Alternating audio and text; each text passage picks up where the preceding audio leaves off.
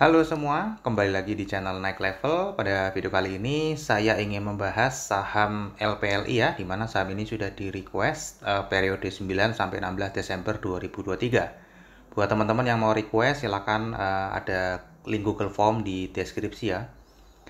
Oke, kali ini saya akan bahas saham LPLI, ini masih watchlist rencana mau beli.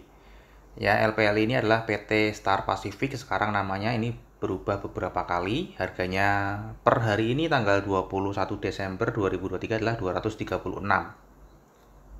Nah, nanti seperti biasa kita akan bahas LPLI ini dari 5 kategori ya. Pertama kita akan cek kinerja harga sahamnya sejak IPO. Untuk mengetahui ini saham ini perusahaan ini naik atau turun sejak IPO, kemudian harga saham 10 tahun terakhir.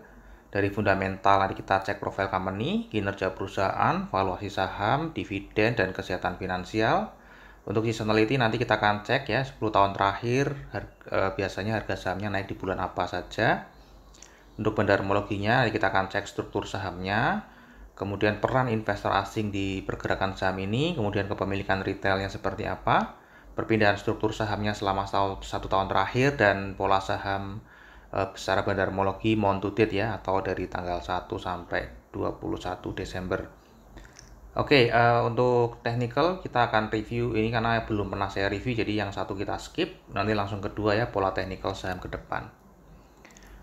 Oke, sekarang kita cek dari kinerja harga saham sejak IPO ya, ini listing di bursa sudah lama dari 89, pernah stock split 1:2 tanggal 6 Mei 96. Ya, kemudian pernah reverse stock split ya. Reverse stock split. Jadi harga IPO dibagi 2 dikali 10 ya. Jadi kalau teman-teman beli pada saat sejak IPO itu dibandingkan dengan harga saat ini value-nya teman-teman itu sisa 0,5% saja. Namun ini tidak termasuk dividen ya. Secara value aja. Nah, sekarang kita cek ke kinerja harga sahamnya selama 10 tahun terakhir. Kalau kita lihat ini 10 tahun terakhir ini negatif ya, minus separuh. Namun kalau kita cek 5 sampai 3 tahun ini malah bagger ya, bahkan 3 tahun hampir memulti bagger ya, berdua kali. Untuk setahun terakhir ini sedang minus, dan seminggu terakhir ini floating profit lagi ya. Tahun ini sudah minus 13,87%, harga tertinggi setahun terakhir pernah di 340, terendahnya di 202. Ya, jadi harga saat ini ya masih lebih dekat ke bawah ya teman-teman ya.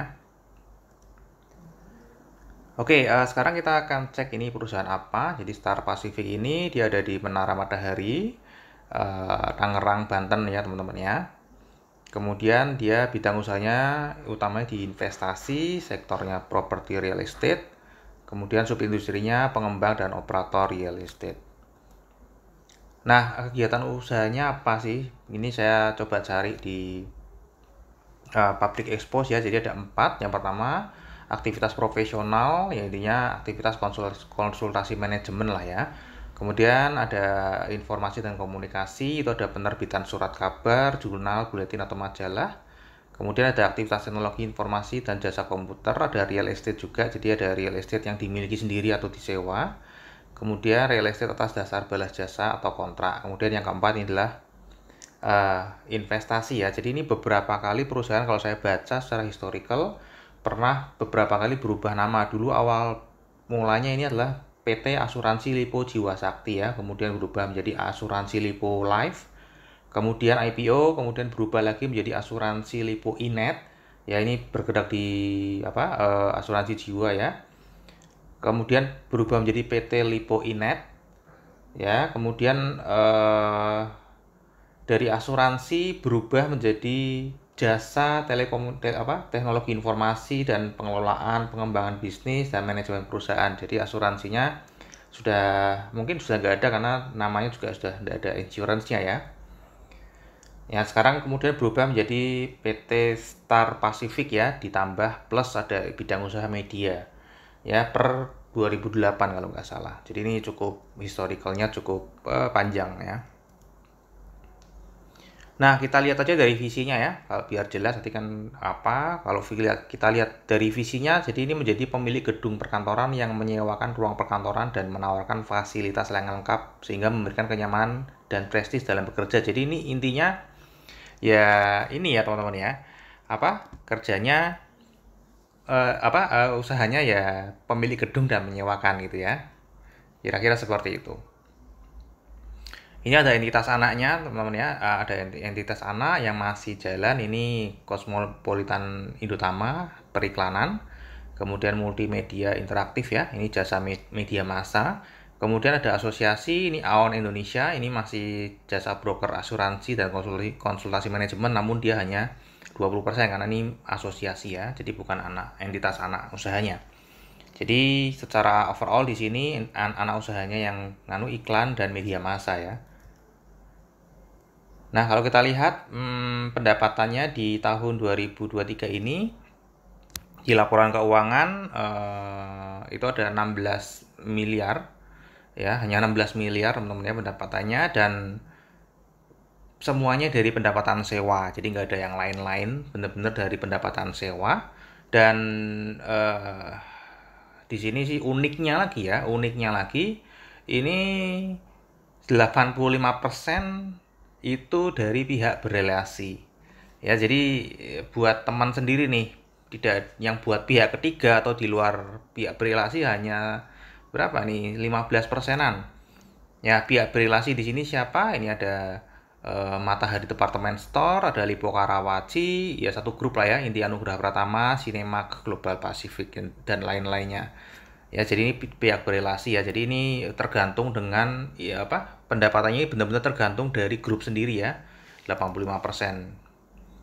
Jadi kalau saya boleh bilang sih ini perusahaan titipan gitu ya, cuman untuk formalitas aja dia.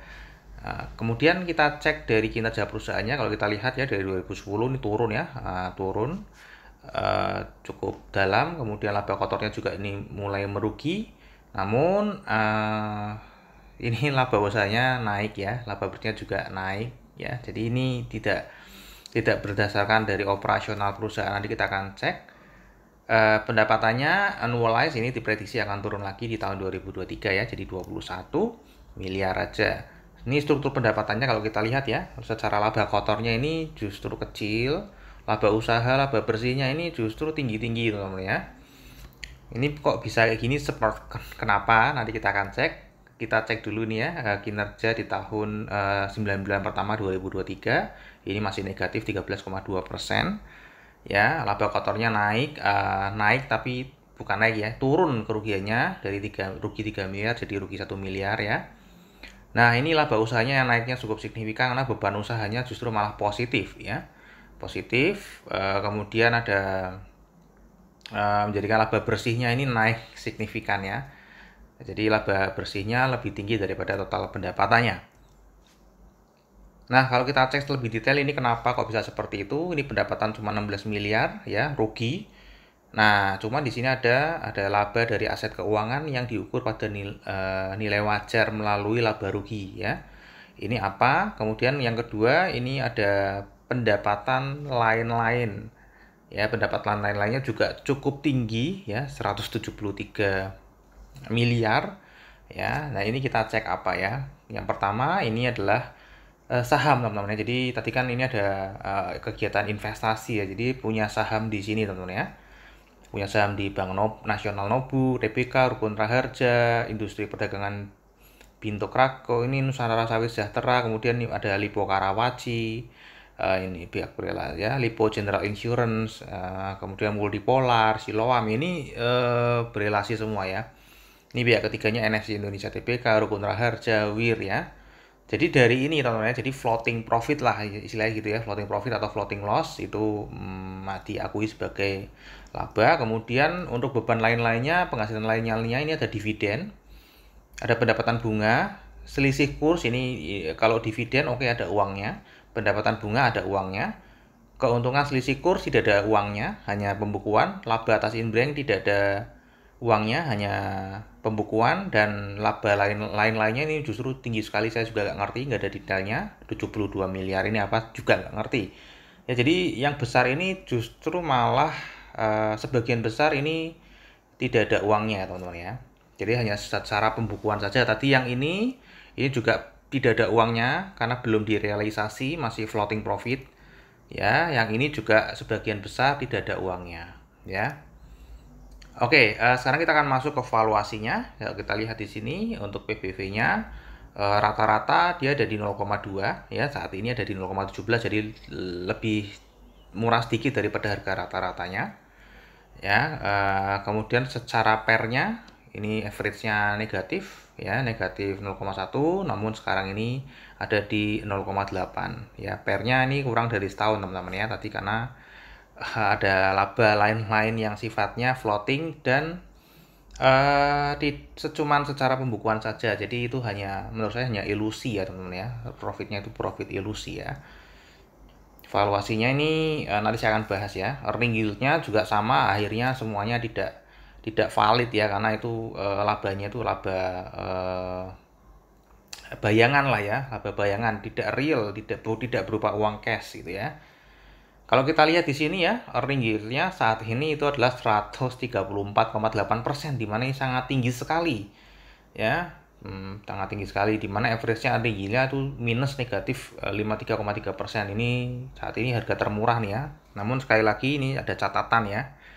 Tadi sudah dijelaskan bahwa ini hanya apa ya, kalau saya bilang ini hanya ilusi ya. Nah, labanya laba ilusi sehingga mungkin bisa dibilang ini value trap lah, kalau saya boleh bilang ya, pendapat saya pribadi value trap ya. Kalau kita lihat secara value, valuasinya murah ya, profit. Namun ternyata setelah dicek lebih detail ternyata tidak ada uangnya. Ini ya seperti itu tuh, hanya bersifat pembukuan saja. Nah ini saya tetap memvaluasi sahamnya berdasarkan format baku ya. Kalau format bakunya ya PBV-nya ini harga wajarnya di 1,53 dan 2,29 atau harga wajarnya ada di 2000 sampai 3000 ya. Ini harganya salah, ini masih belum saya rubah, harusnya 236 ya. Harusnya 236 ya harganya ya. Ini salah ya, sorry ya. Ini harusnya 236, belum saya rubah. Ini terdiskon 89 sampai 92%. Ya, jadi sangat murah sekali kalau berdasarkan format baku, tapi tadi kita sudah lihat ya itu labanya hanya ilusi saja. Jadi ini value trap lah menurut saya ya. Kalau hanya melihat apa data-data rangkuman tanpa ngecek lebih detail, pastinya akan melihat ini adalah murah. Nah untuk dividen sendiri ini sudah cukup lama ya, sudah cukup lama. Kalau kita lihat secara imbal hasilnya ini mestinya sudah balik modal dari dividen kalau teman-teman sejak IPO megang saham ini ya. Cuma kan saya nggak ngerti ya, kejadiannya ini sudah lama sekali, jadi saya nggak ngikutin. Kalau berdasarkan data ini yang saya dapat ya seperti itu ya. Namun sejak 2000 sudah nggak pernah bagi dividen lagi ya, tahun 2000. Ini EPS-nya, earning per share-nya ya. Nah tadi sudah saya bilang ya, kalau kita cuma ngelihat ini aja di RTI, wah labanya 309, harga sahamnya 236, ini murah sekali gitu kan. Pasti akan seperti itu. Namun tadi kalau kita cek lebih detail ternyata itu hanya ilusi aja ya. Labanya itu laba tidak ada uangnya ya, hanya secara pembukuan saja. Untuk kesehatan finansial juga sama ini teman-teman ya. Ini sehat sekali ya, 40 ya, 40, bahkan ini nggak punya utang. Oke lah ya kalau ini ya, kesehatan finansialnya. Oke, kemudian secara seasonality kita cek ini berpotensi naik dari bulan Februari, Maret, dan Juli. Yang lainnya ini dari Agustus sampai Desember memang jarang sekali naik ya. Nanti Januari, Februari, Maret ini terutama yang paling tinggi ini di Februari, Maret, dan Juli ya, di atas 60%. Nah sekarang kita akan masuk ke bandarmologinya. Ini holdernya adalah PT India Nugraha Pratama 50,6%, ada HX Trading Limited, ada PT Sanggrana Nusaraya. Masyarakat yang scriplessnya ada 23,47%, ada yang scrip ya 0,13%, total sahamnya 1,17 miliar. Nah peran investor asing di saham ini itu tidak terlalu besar partisipasinya ya, hanya puluhan aja, totalnya hanya 6,74%. Namun kalau kita lihat ini memang sedang ngumpulin ya, kalau kita lihat secara overall 2023 ini sedang beli barangnya. Nah, untuk kepemilikan retail LPLI ini secara setahun terakhir ini bertambah 113 orang. Namun jumlah sahamnya justru malah turun. Berarti orang yang masuk ini ada yang orang yang keluar, ini kan net ya. Ini kan netnya, net penambahannya. Ada yang keluar, ada yang masuk, netnya nambah 113. Berarti yang keluar itu lebih besar nilainya daripada yang masuk ya. Sehingga jumlah lembar sahamnya menurun. Nah, jadi ini ada yang keluar totalnya 239 juta. keluar ya, investor retail keluar dari saham ini dengan asumsi harga saat ini ya. Saya nggak ngerti keluarnya di harga berapa, pasti kan beda-beda. Saya asumsikan dengan harga saat ini itu ada uang keluar 239 juta. Nah, ini adalah secara detail perpindahan struktur sahamnya setahun terakhir. Kalau kita lihat ya, ini 99,9% tadi yang scriptless, 1% ada yang non scriptless tadi. Ya, jadi ini pengendali juga sahamnya scriptless ya, bisa jualan. Nah, kalau kita lihat di sini pemiliknya memang lokal corporate tadi ya, akan ada pengendali, kemudian lokal ID, yang kedua terbesar, kemudian kedua terbesar ketiga jadi lokal foreign corporate ya, atau perusahaan asing. Kalau kita lihat perpindahan sahamnya, ini kalau kita lihat ya investor asing tadi datanya sesuai ya, ini naik. Ternyata yang membeli siapa? Ada reksadana asing nih ya, meskipun nggak banyak sih, tapi nggak tahu kenapa reksadana asing bisa membeli ya. Membeli, kemudian ini juga membeli ya, asing membeli ya. Ini ada intinya sedang ada akumulasi investor asing ya terhadap yang buang barang. Inilah investor retail lokal nih 0,09. Ada sekuritas juga nih yang buang ya, cukup besar juga ya. Jadi dari sekuritas sama investor retail lokal itu dibuang, dibeli oleh investor asing, terutama paling banyak reksadana dan foreign others. Ya, jadi ini overall akumulasi meskipun likuiditasnya sangat kecil, tapi ini kelihatan ya ada uang besar yang ngumpulin dari investor retail lokal. Nah, pola saham untuk yang month to date ya, bulan Desember sampai hari ini itu kalau kita lihat sedang distribusi juga ya, big distribusi, dan ini secara broker sampai juga terlihat sedang distribusi ya. Ini satu yang dominan CP ya. Untuk technical kira-kira arah harga sahamnya ke depan seperti apa? Kalau kita lihat di sini ini ya, sehari cuma 12,3 juta, jadi sangat tidak liquid. Kalau kita lihat di sini ini sedang membentuk pola downtrend, sempat break satu kali naik ke 330, turun lagi, melanjutkan polanya lagi ya. Ini kembali ke jalur downtrendnya. Jadi breaknya ini false ya, false break, dia kembali lagi. Nah, kira-kira arah harga sahamnya akan kemana ya? Kalau kita lihat dari fundamental, analysis, saya prediksinya sih dari bandarmologi juga yang akumulasi juga bukan pengendali ya. Jadi kemungkinan dia akan tetap turun ya. Dia akan membentuk pola downtrend lagi ya. Ya, ini prediksi dia akan membentuk pola downtrend ke bawah lah ya untuk LPI ini. Jadi kalau tadi yang request watchlist mau beli ya silahkan sih ya, jadi jangan terpengaruh sama saya. Kalau misalnya mau beli nggak apa-apa, namun kalau menurut pendapat saya sih ini better di skip ya, karena masih banyak saham lain ya, ada 900 saham lain di luar LPLI ini ya. Apalagi ini likuiditasnya kecil sekali, cuma 12,3 juta ya, nanti susah masuk susah keluar ya. Nanti kalau sudah susah keluar dan ternyata perusahaannya nggak oke lah ke depannya secara fundamental ya. Ini boleh dibilang lebih kayak perusahaan investasi kayak Saratoga ya, bukan perusahaan properti gitu ya. Ya, dan jangan berharap dividen ya. Tadi kalau kita lihat, wah ini profitnya 300, mungkin mau bisa bagi dividen. Tidak ya, tadi karena tadi labanya itu bukan cash ya. Labanya adalah laba secara pembukuan saja ya. Nah, sekarang kita akan masuk ke kesimpulan ya. Kinerja jangka panjang turun, kinerja jangka pendek juga turun, valuasi murah ya, tetap murah secara format baku, namun saya kasih bintang karena ini murahnya adalah menurut saya value trap ya. Sebenarnya tidak semurah itu hanya kayak apa ya? Ya value trap lah ya. Ini tidak rutin bagi dividen sejak 2000, tahun 2000, ini berpotensi naik di Februari, Maret, dan Juli, kemudian November ke November, akumulasi investor asing ya, bukan pemilik stok, tapi ada akumulasi uang reksadana dari investor retail lokal. Kemudian dari 1 sampai tanggal 21 ini distribusi dan teknikalnya tadi sedang downtrend. Terakhir disclaimer teman-teman ya, jadi analisa yang saya bagikan di YouTube ini adalah analisa saya pribadi yang tentu saja juga bisa salah. Ini bukan ajakan jual atau beli saham LPLI ya. Silakan teman-teman tetap wajib melakukan analisa sendiri. Apalagi ini yang request mau lagi watchlist, mungkin di luar yang request juga masih ada yang mau beli, menonton video saya, silakan dipertimbangkan lagi ya, untuk membeli atau tidak. Tetap analisa lagi ya teman-teman ya. Jadi sekali lagi ya, saya juga bisa salah gitu ya. Oke, mungkin sampai di sini dulu aja videonya. Semoga bisa bermanfaat. Kita ketemu lagi di video yang berikutnya.